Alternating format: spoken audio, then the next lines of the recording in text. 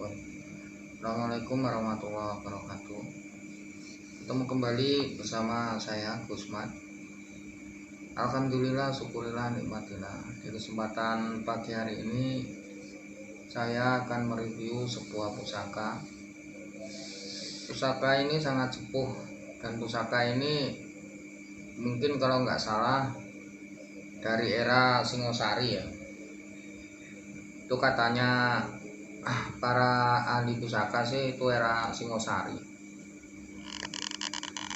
Pusaka ini filosofinya bagus banget untuk para pengusaha dan para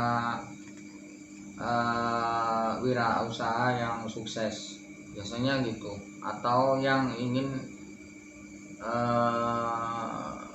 usahanya lancar dan sukses itu biasanya pakai ini. Orang dulu itu seperti itu agemanya. Pusaka ini walaupun aus, walaupun sudah termakan usia, namun tetaplah pusaka. Dan pusaka itu walaupun tinggal sedikit atau secuil, itu tetap saja ada yoninya. Yoni itu bisa diartikan kalau orang-orang itu tuah. Tuah itu yaitu tadi fungsi daripada pusaka. Fungsi daripada pusaka itu macam-macam. Ada yang sengkelat, itu fungsinya untuk apa. Terus yang pusaka tilam itu untuk apa. Dan tilam itu banyak, ada yang tilam sari, tilam upe. Terus sapu inten itu juga sepasang. Nogososro pasangannya sapu inten. Dan masih banyak lagi. Ketika saya membicarakan tentang pusaka ini biasanya dikhususkan bagi para pengusaha ataupun orang-orang yang memiliki usaha lah, atau para pemimpin yang memiliki banyak anak buah itu biasanya pakai ini, atau ingin usahanya lancar. Ini sepuh sekali, dan ini eranya masih era dari Singosari menurut para ahli, bukan Majapahit gitu loh. Berarti usia pusaka ini sudah berapa ratus tahun atau berapa abad gitu. Jadi dari generasi ke generasi, bahkan dari turun sampai Raja Singosari, Majapahit sampai Mataram gitu. Bahkan Majapahit itu kan juga masih Mataram juga. Ada yang Majapahit sepuh, kemudian berjalan itu kan ada Mataram, pecah-pecah lagi, itu masih banyak lagi sampai sekarang ini. Nah, berarti jika itu memang benar, benar pula yang namanya pusaka, karena sudah termakan usia berapa abad-abad, jadi termakanlah menjadi korosi. Disuruh dia itu full utuh, tetap aja nggak bisa. Dan apakah itu pusakanya, Gus? Nah, ini akan saya keluarkan.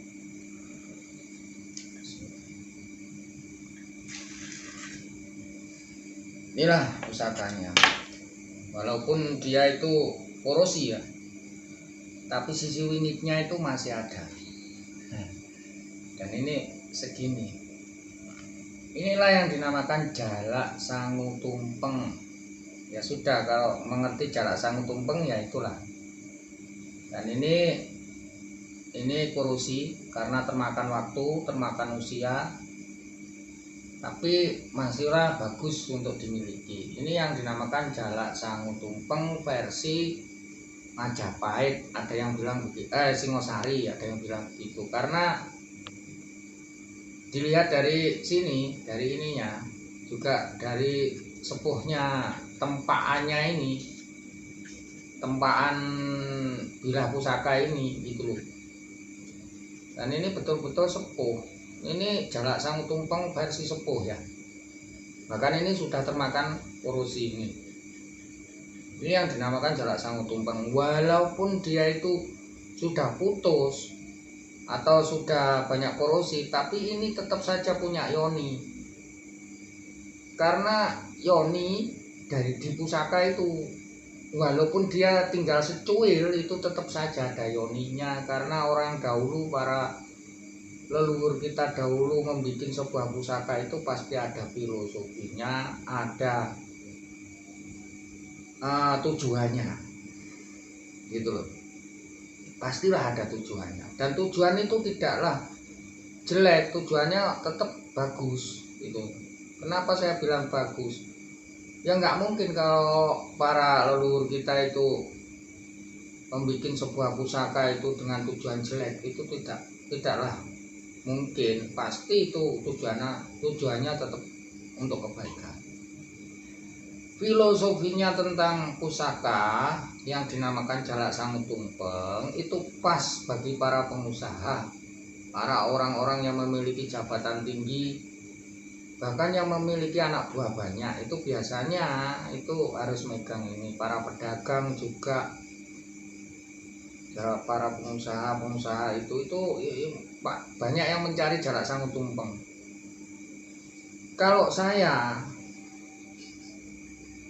lebih suka yang seperti ini, walaupun dia sudah korosi, asalkan dirumat betul, insya Allah itu tetap saja ada yoninya. Kalau tentang ngomongin masalah tua ataupun sisi yang lain, itu kalau sudah dipakai atau dipegang orang tersebut, kalau sudah cocok ya pastilah dia itu akan merasakan. Itu coba sama nyium biar tahu ini yang dinamakan jalak sangu tumpeng. Jalak sangu tumpeng ini betul-betul banyak orang mencari, para pengusaha, para itu biasanya mencari jalak sangu tumpeng. Nah ini versi Singosari sebelum Majapahit. Jadi berapa ratus tahun ya tidak tertutup kemungkinan pasti dia itu akan korosi seperti ini, gitu loh. Iya kan? Jadi kalau harus utuh betul ya nggak mungkin, gitu loh. Pasti ada korosinya. Tuh, karena juga besi termakan usia, termakan waktu, termakan umur, ya pastilah dia korosi. Ini cocok untuk dipakai para pengusaha. Walaupun dia itu sudah seperti ini, tetap saja yoni itu masih ada.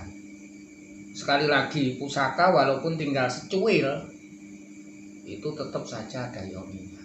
Karena yoni itu sebelum empu atau para leluhur kita membuat, yoni itu sudah ditaruh di sini, atau doa itu sudah ditanamkan di sini. Walaupun dia putus, tetap saja tuahnya masih ada. Nah, tapi jika kita ini gini loh, kita sebenarnya kalau gini ya, kalau kita masih ada terah dari empunya, itu mungkin bisa lah untuk diperbaiki, direstorasi menurut terah pembikin pusaka ini. Namun terahnya kan sudah semuanya kan kita sudah nggak ngerti. Nah, jika memiliki rezeki banyak ya di salon atau diapakan gitu biar sempurna lagi. Itu biasanya sih kayak gitu. Didandakno wong oleh omong. Tapi walaupun tidak didandakno, tetap saja itu ada yoninya. Inilah yang dinamakan jalak sangu tumpeng tersebut yang sering banyak orang mencari. Walaupun dia sudah korosi, namun yang pasti ini tuahnya masih full. Dan ini sangat wingit sekali. Ya. Jadi bagaimana namanya jalak sangu tumpeng? Nah, jalak sangu tumpeng yang sepuh ini, dan ini seperti ini tipis. Nah ini ya, ini tempaannya memang betul-betul panasnya luar biasa. Jadi para ahli itu bisa membedakan tempaan waktu zaman Singosari, zaman Majapahit itu sudah nggak sama.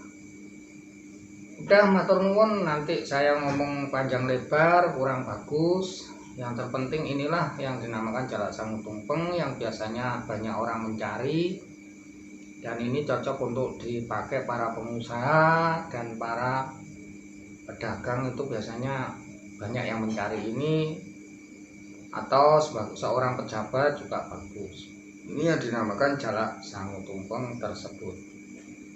Dan ini seperti ini warangkanya mungkin juga sudah dulu itu sudah diganti mungkin, karena dia kayaknya kok nggak pakem gitu loh. Ya udah, matur nuwun, terima kasih. Kalau megang pusaka itu cukup 1 atau 2 yang cocok untuk diri kita. Matur nuwun, terima kasih. Jika ada tutur kata yang kurang berkenan maupun kesalahan, saya mohon maaf. Usikum wa nafsi bitaqwallah. Assalamualaikum warahmatullahi wabarakatuh.